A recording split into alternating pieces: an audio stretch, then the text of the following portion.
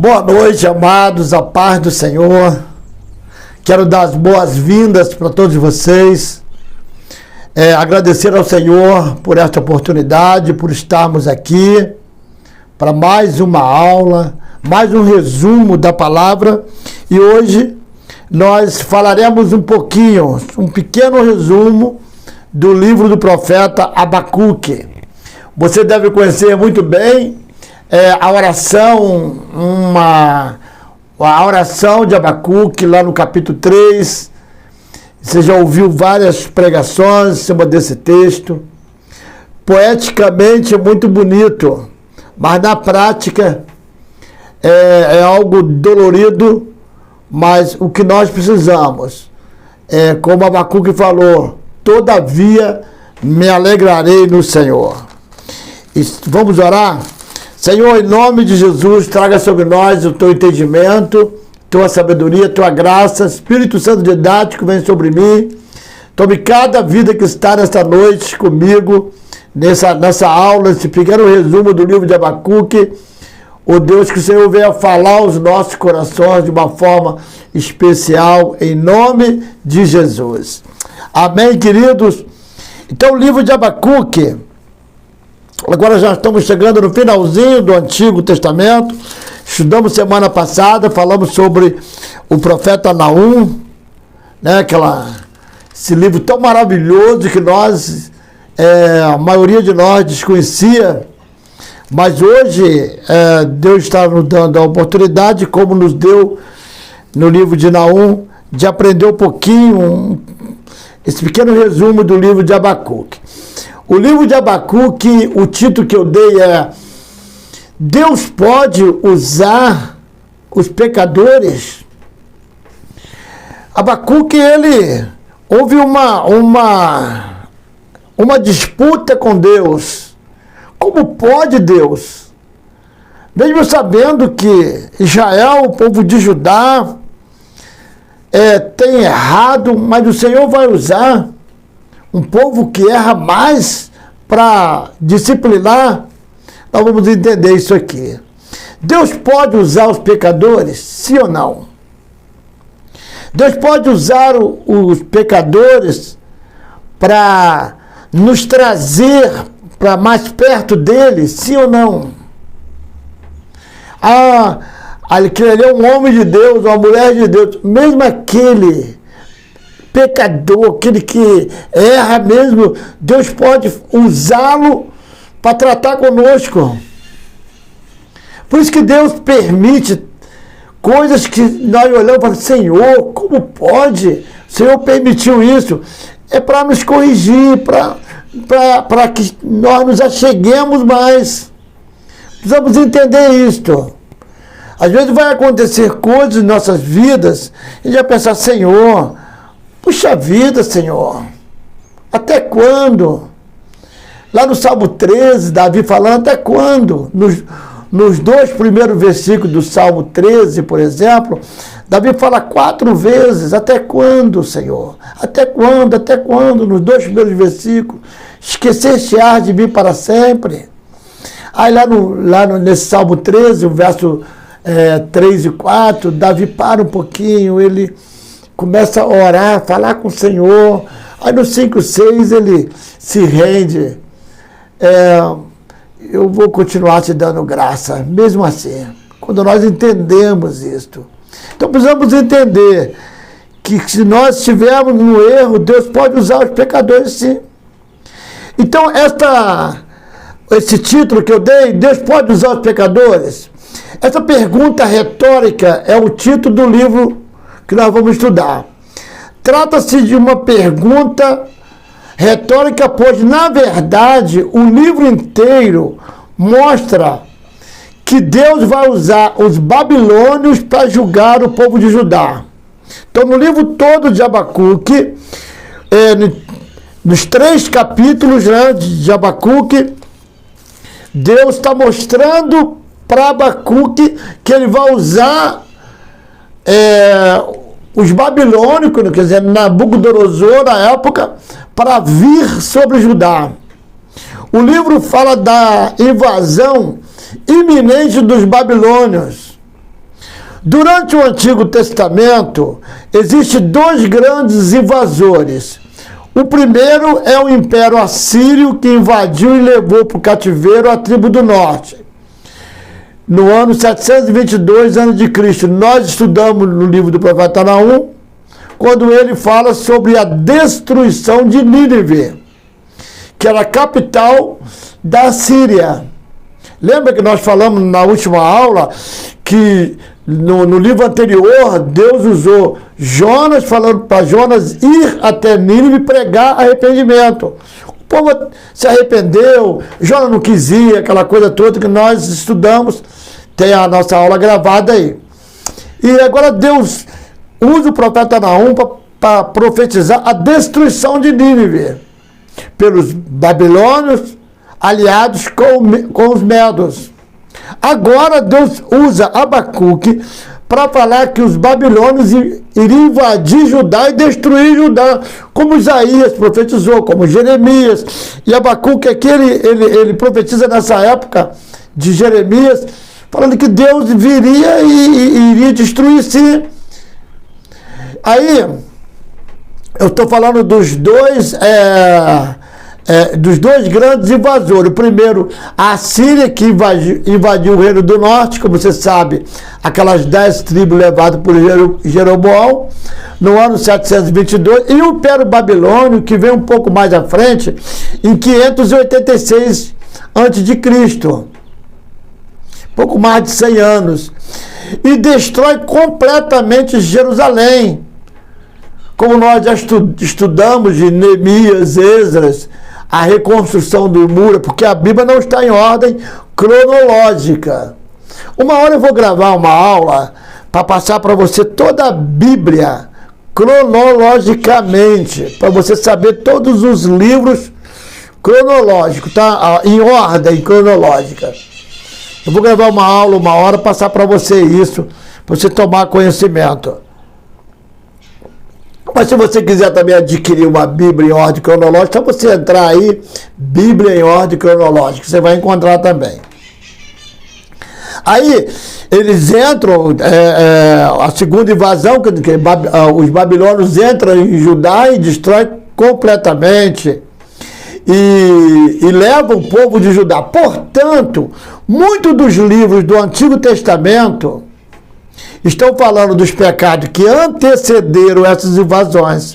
E aqui em Abacuque está em uma disputa com Deus. Olha só, uma disputa com Deus. Deus revelou que a Babilônia iria invadir e por isso, e por meio disso, Deus disciplinaria Judá e por isso o profeta fica argumentando com Deus. Olha, eu vejo com naturalidade, né? Poxa vida, Deus, você vai usar mesmo um pior do que eles?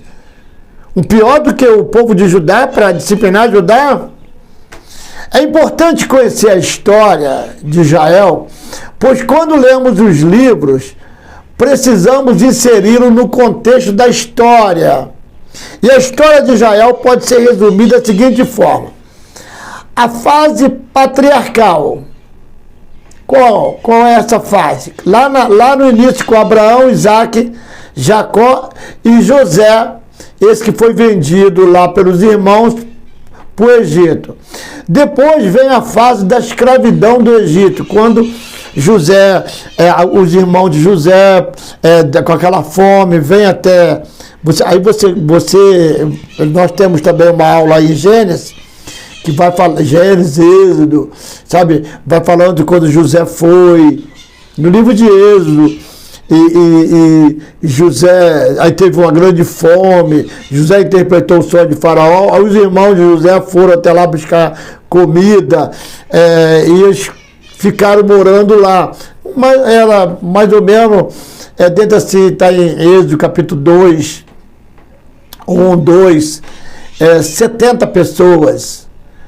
Chegou um ponto que tinha milhões, né? Aí vários anos à frente, o faraó da época falou: opa, esse povo cresceu muito, nós vamos matá-lo, a partir de hoje mata todos os meninos. Aí lembra que as parteiras, Sifrá e Puá, elas iam lá, mas elas poupavam a vida dos meninos e voltavam. As hebreias são muito rápidas, elas têm filho rápido. E teve uma lá que escondeu o filho, aí depois que o filho desmamou, ele já estava numa certa idade, ele fez um cesto e betumou de junco, colocou ali um menino chamado Moisés, aí colocou na beira do rio, não colocou lá no rio, na correnteza não, colocou na beira do rio, entre os juncos ali, ela colocou numa banda, jogou lá no rio, o garotinho passou lá no rio, não, nada disso não. Colocou aqui na beira do rio e na esperança que alguém, que ele fosse salvo. E a irmã dele ficou olhando, a Miriam. Aí quando uma das filhas de Faraó, elas tomavam banho ali no rio, não tinha hoje, né, como chuveirinho, quentinho, como nós temos. Elas vinham se banhar e aí quando ela viu aquilo ali, um menininho chorando ali, ela, pega aí. Aí quando abriu, era um menino bonito.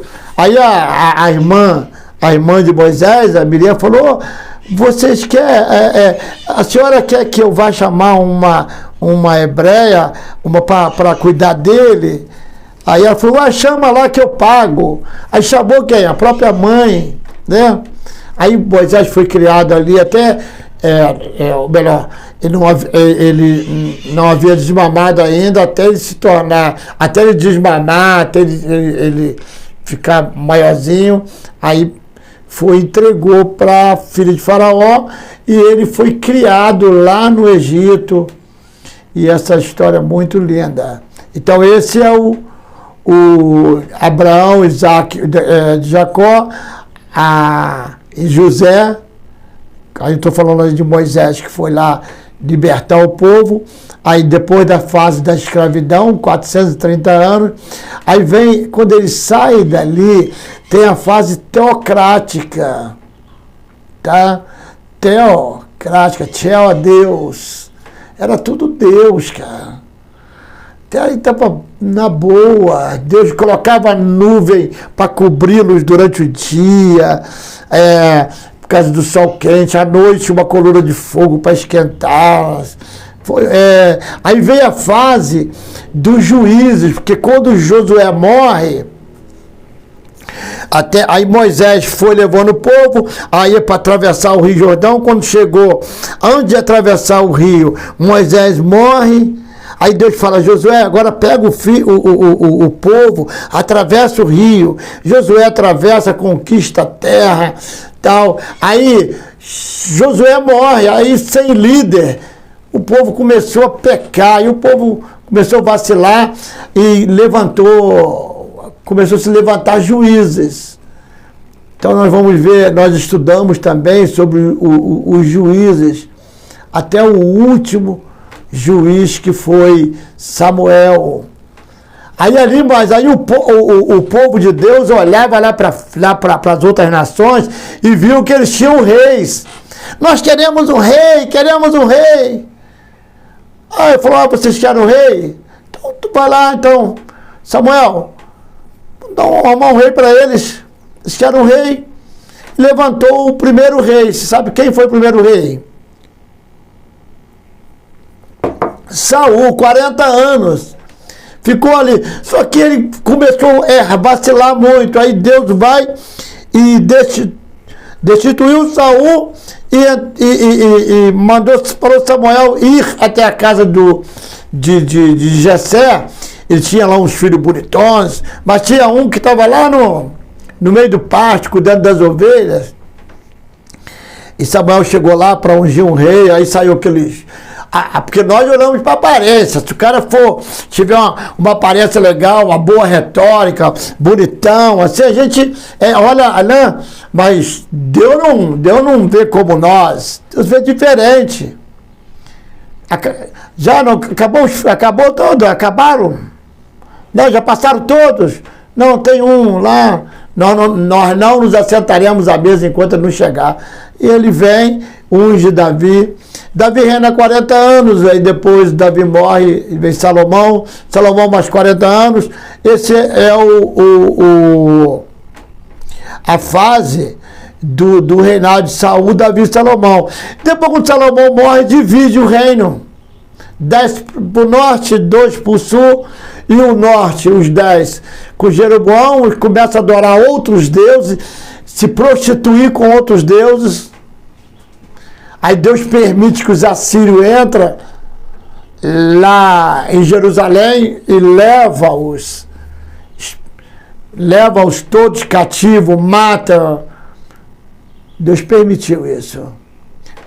E os reis eram ruins, e aqui no sul, eles também erraram, mas tinha reis bons, reis ruins, e aí Deus aqui já estava no limite.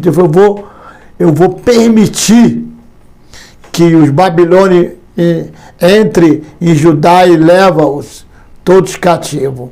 E aí Deus usa Abacuque começa a discutir com Deus, não.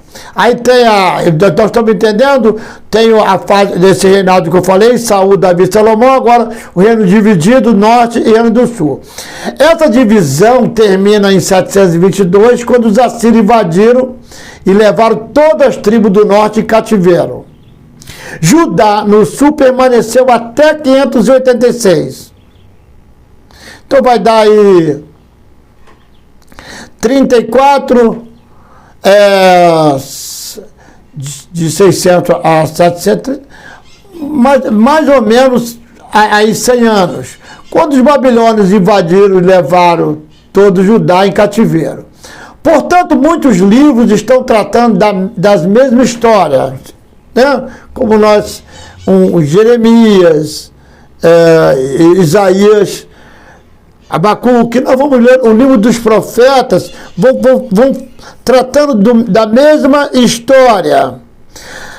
Aí, ora são os pecados do reino do norte, ora são os pecados do reino do sul. O texto principal do livro de Abacuque é Abacuque 2, capítulo 4. Vamos ler isso aqui. Eis que a sua alma se incha. Não é reta nele, mas o justo pela sua fé viverá.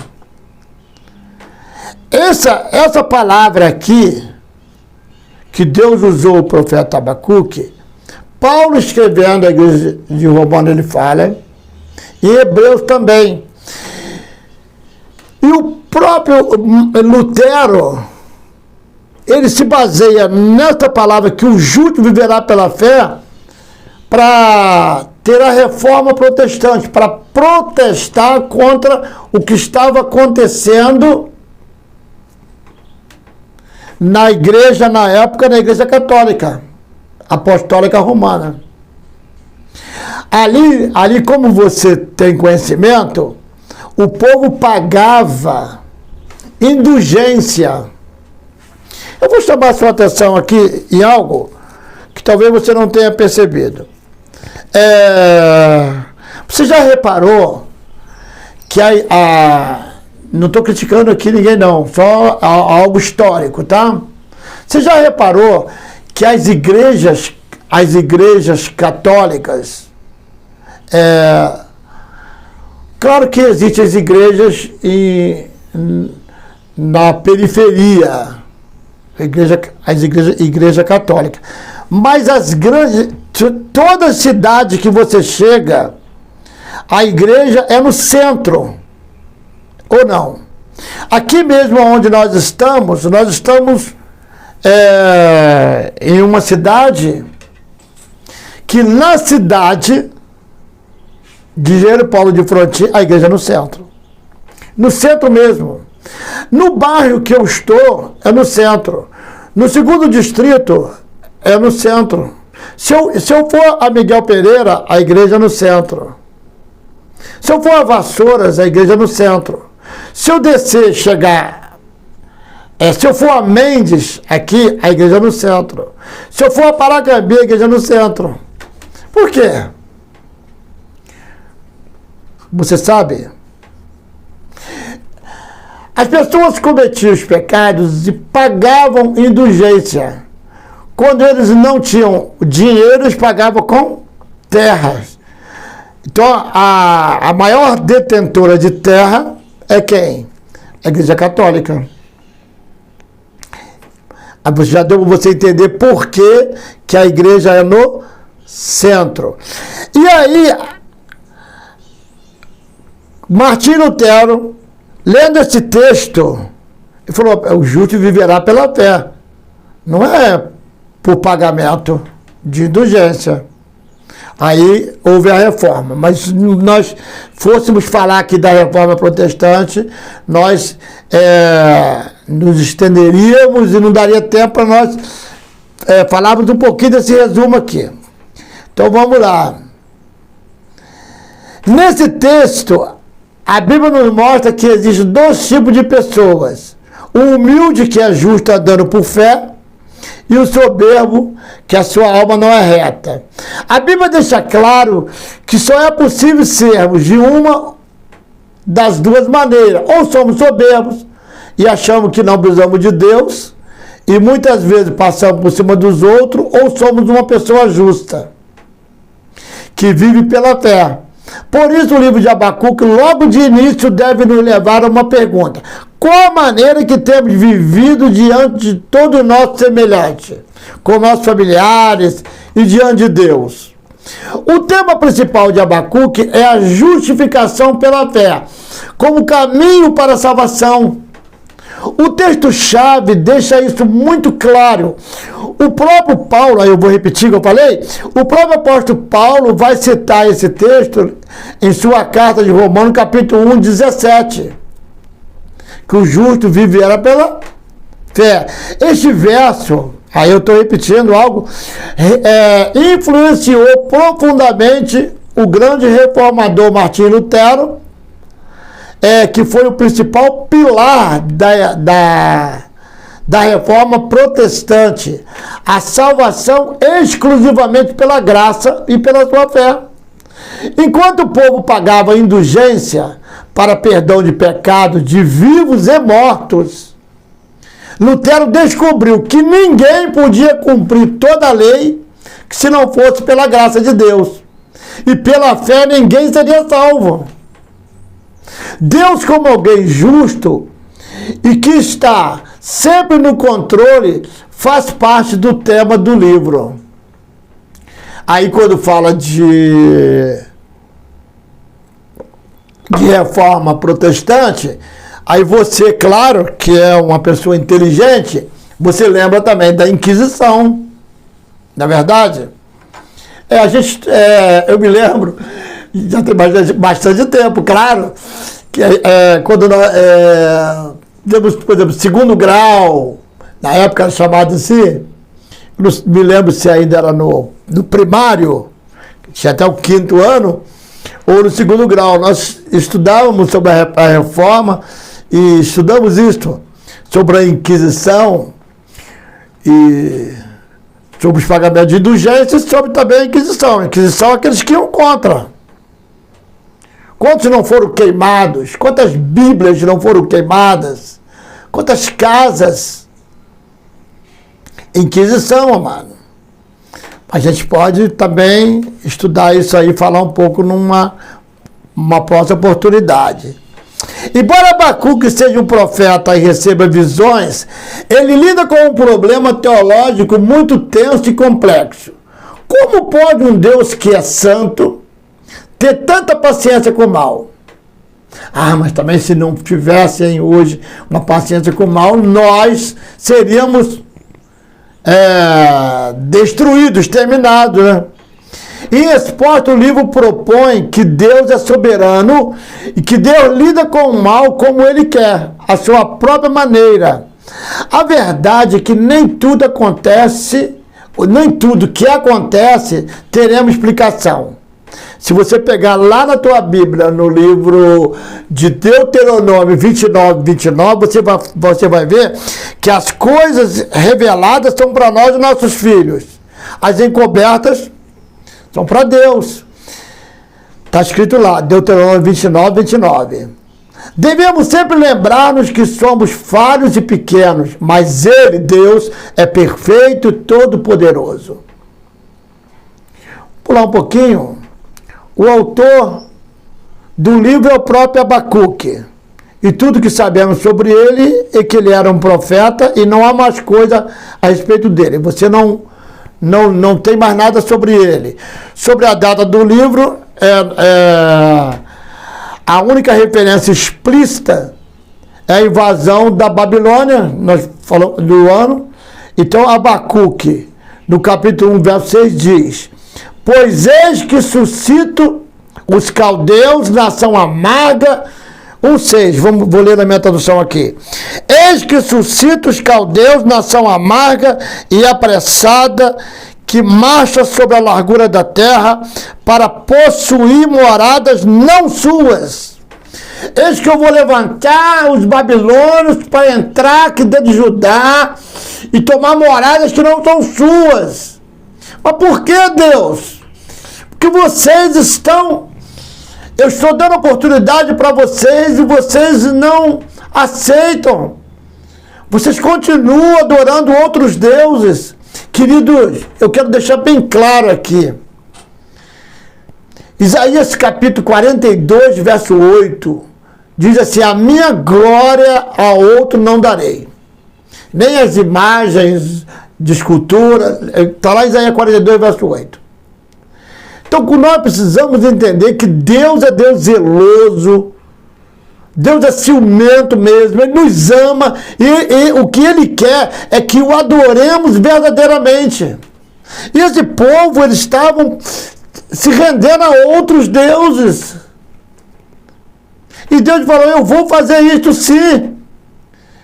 Deus revela para Abacuque que ele era mesmo... quem ele era mesmo, quem estava levantando os invasores babilônicos como instrumento de disciplina.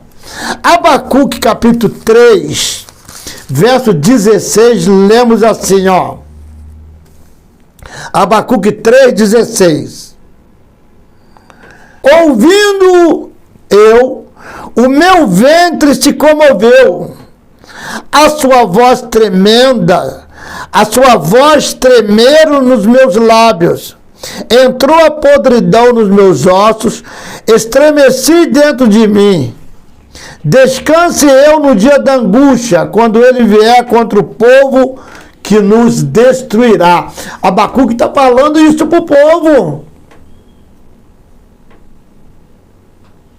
Quando Abacuque ouviu que Deus faria, com muito medo, profundamente abalado, pois Deus descreveu como seria a invasão, e de fato os babilônios não foram gentis. Abacuque passou isso para o povo, ele profetizou isto. E o povo acreditou? Sim ou não? O povo acreditou nele? É um louco. Vamos ver o esboço aqui para nós não nos estendermos muito. No capítulo 1, verso 2 a 4. Eu vou ler aqui. No capítulo 1, verso 2 a 4. Diz assim: até quando, Senhor, clamarei eu e tu não me escutarás? Olha só. Gritar-te-ei violência e não salvarás? Por que me mostra a iniquidade e me faz ver a opressão? Pois a destruição e a violência estão diante de mim. Há contendas e o litígio se suscita. Por esta causa a lei se afrouxa e a justiça nunca se manifesta. Porque o perverso cerca o justo, a justiça torcida. Ele rebate com Deus mesmo. Deus faz Abacuque enxergar não apenas a maldade dos babilônios, mas também a maldade do povo de Israel. O próprio Jeremias advertiu o povo de Israel ao arrependimento, porém não quiseram se arrepender de suas idolatrias. Deus está fazendo isso hoje conosco, irmãos. Deus tem usado homens, mulheres, dentro de um estudo desse, para nos trazer o entendimento que nós precisamos nos render diante do Senhor. Nós estamos deixando, nós não estamos acreditando.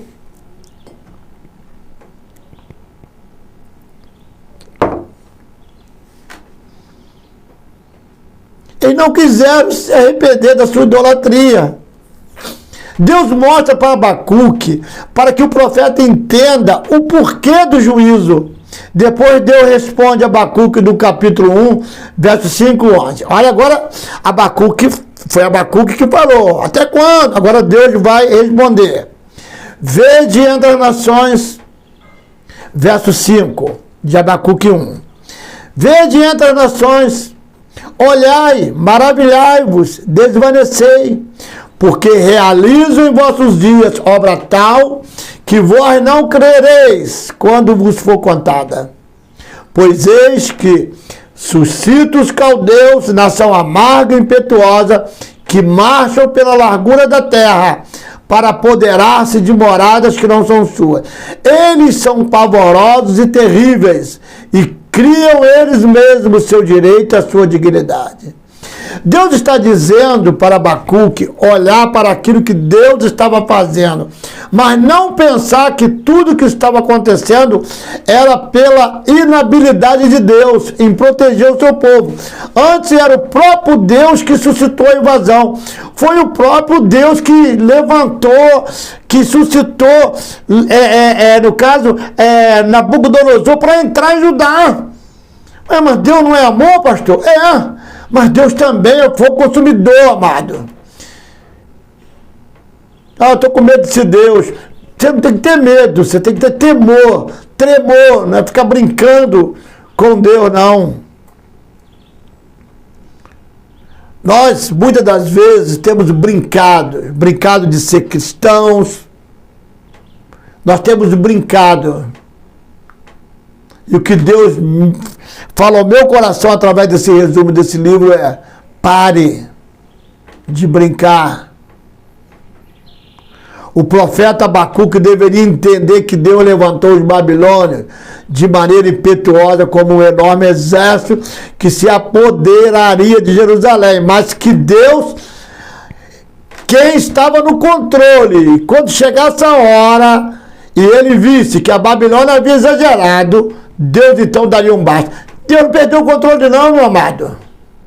Então eu quero te dar uma boa notícia: Deus não perdeu o controle. Abacuque não devia esquecer que era Deus quem estava no controle. E ele somente precisava ser um canal profético. Cara, faz o que eu estou mandando. Eu estou no controle, Abacuque. Novamente no capítulo 1, verso 12 ao 17. Não és tu desde a eternidade, ó Senhor, meu Deus, ó meu santo. Olha lá, Abacuque. Não morreremos, ó Senhor, para executar juízo. Puseste aquele povo, tu, ó rocha, o fundaste para servir de disciplina.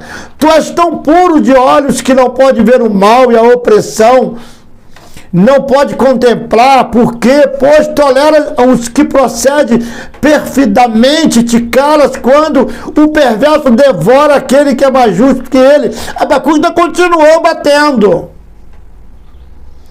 Abacuque está falando que Deus é um Deus que desde a eternidade é bom. E como ele poderia usar um povo terrível como os babilônios, pois ainda que Judá fosse pecador, eles eram mais justos, pois mesmo diante do pecado de Judá, existiam aqueles que eram justos. Porém, há momentos que o justo paga pelos pecados dos injustos. Aí você vai entender um pouquinho o que está acontecendo naquela guerra lá. Israel, Palestina, Hamas e outros. Talvez você esteja perguntando: como pode? Crianças. Talvez assim, ao estudarmos o livro de Abacuque, entendamos um pouco o que está acontecendo naquela região. Como pode? Eu mesmo me pergunto. Quando eu vejo uma criança, vejo lá uma senhora, um senhor, Abacuque está novamente brigando com Deus. E novamente, em quarto lugar, Deus responde ao profeta do capítulo 2, do 1 ao 20. Ele fala assim: pôr-me-ei na minha torre de vigia. Porque todas as cidades tinham aquelas torres. onde ficava, lá de cima tinha uma visão ampla. Aí quando visse surgir lá o inimigo, ele toca. Por isso que quem está de vigia não pode dormir. Pôr-me-ei na minha torre de vigia, capítulo 2, do 1 em diante. Colocar-me-ei sobre a fortaleza, vigiarei para ver o que Deus me dirá. E que resposta eu terei à minha queixa? Porque eu me queixei com ele vai me dar uma resposta. O Senhor me respondeu e disse, agora olha o que o Senhor respondeu para ele.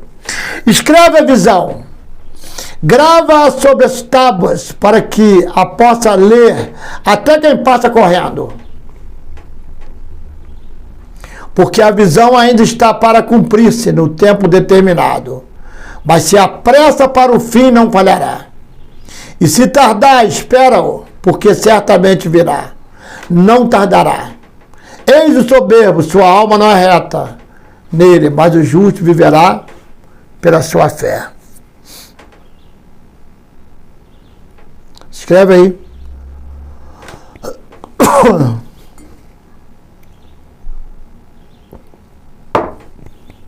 Deus deixou claro para Abacuque que o juízo aconteceria. E Deus já deixou claro para nós que Jesus está voltando. Então pediu para o profeta escrever uma placa como um outdoor, com letras grandes, para que todo aquele que passasse pudesse ler o que Deus estava mandando o juízo.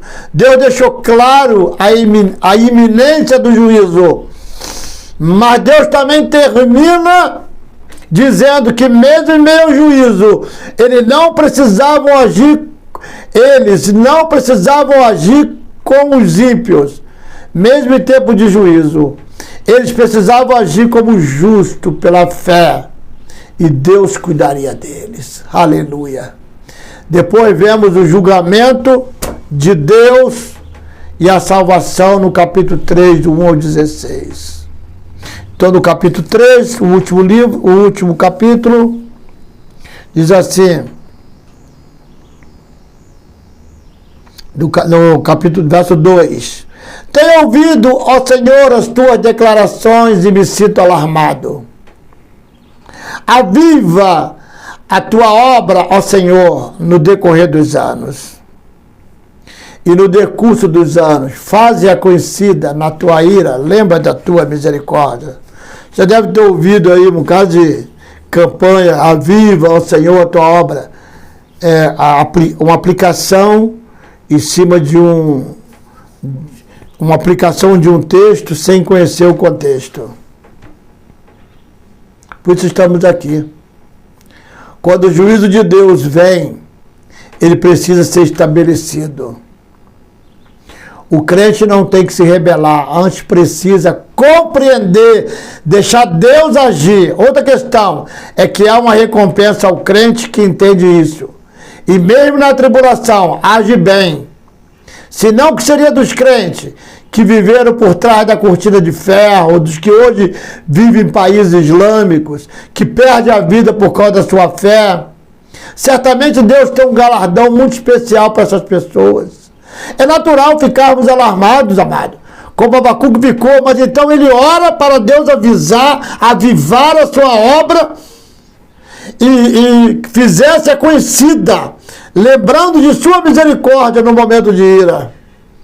Precisamos de avivamento no Brasil, precisamos amar a Deus acima de tudo, com o avivamento de Deus, trazendo aqui, ó, não importará se as coisas darão certo ou errado. Então, o que você precisa fazer é buscar no Senhor, se ficar tranquilo, vai dar certo ou vai dar errado, não se preocupe, Deus está no controle. Não importará se ficaremos ricos ou perderemos tudo. Em tempo de crise, a oração de Abacuque é algo sábio, pois Deus nunca esquecerá da misericórdia, mesmo em tempo de ira. Aí, em sexto lugar, temos a confiança de Deus, que Abacuque expressou no capítulo 3, do 17 e 19. Sabe o que ele falou?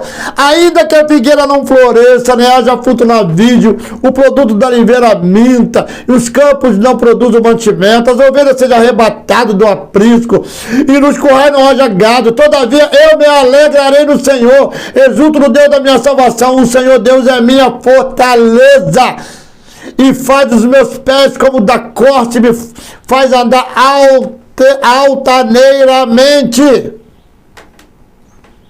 Aqui vemos a maturidade, que nada mais é do que dizermos a Deus que ainda que Ele nos diga não, ainda que passemos por dificuldade e sejamos perseguidos, ainda assim nos alegraremos no Senhor.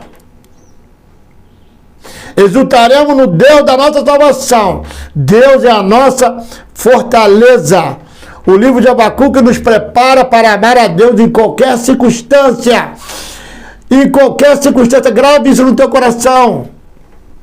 Esse livro nos prepara. Essa aula está nos preparando para passarmos dentro de qualquer circunstância, dando glória a Deus, dizendo ainda que a figueira não floresça, não haja fruto na vide, ainda que os currais não haja gado, todavia eu me alegrarei no Senhor. Então,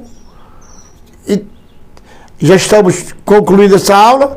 Precisamos dizer o quê? Vamos nos deleitar no Senhor, nos tranquilizar. Ah, pastor, está chegando um tempo difícil aí? Eu não sei.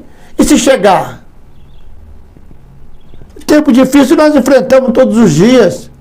Diagnóstico médicos. Ah, eu estou com um problema aqui, um problema acolá. Tempos difíceis nós temos. Pessoas dizem, vai piorar, vai acontecer. Tempo difícil nós temos. Perdas de entes queridos. Mas, Senhor, nós vamos te dar glória.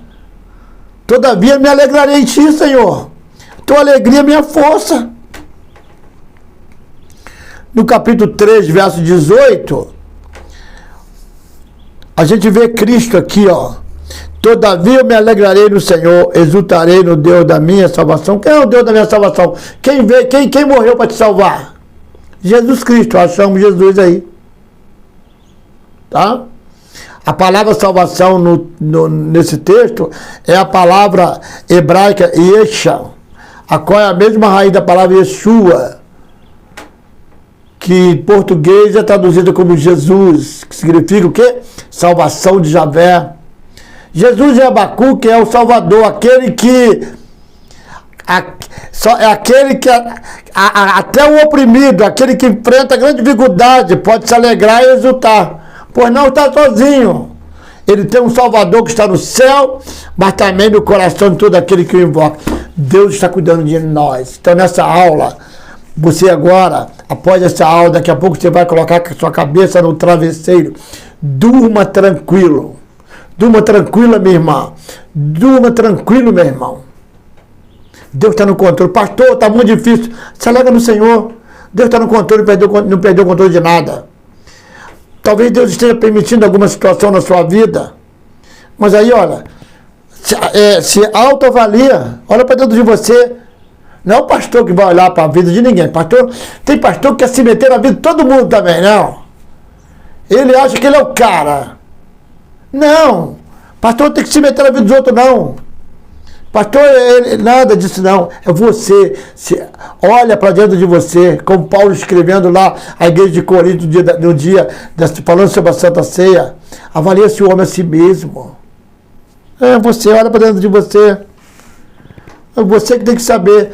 Isso aqui não está legal, isso aqui não. Eu vou consertar. Olha, isso aqui não está legal. Esse celular aqui, olha, eu vou desligar um pouco. Vou desligar aqui 2 horas por dia. Ah, não, estou usando demais. Está fazendo mal para minhas vistas, para a coluna. Você que tem que saber. Olha para dentro de você. Agora que Deus está no controle, tá bom, querido? Aí, terça-feira que vem, vamos estar aqui estudando no discipulado, nosso discipulado, sobre oração, tá? E vamos dar continuidade aí o próximo livro. Agora nós vamos estudar na próxima sobre Sofonias. Sofonias, ele profetiza para os ricos. Então vamos ver aí que ele pega legal. Senhor, obrigado por esta aula, por este momento que passamos aqui, entendendo um pouquinho só desse resumo do livro de Abacuque. Nos dê graça, uma noite na paz do Senhor. Fiquem todos com Jesus. Está encerrada a nossa aula. Que bom que você participou comigo. Fique com Deus.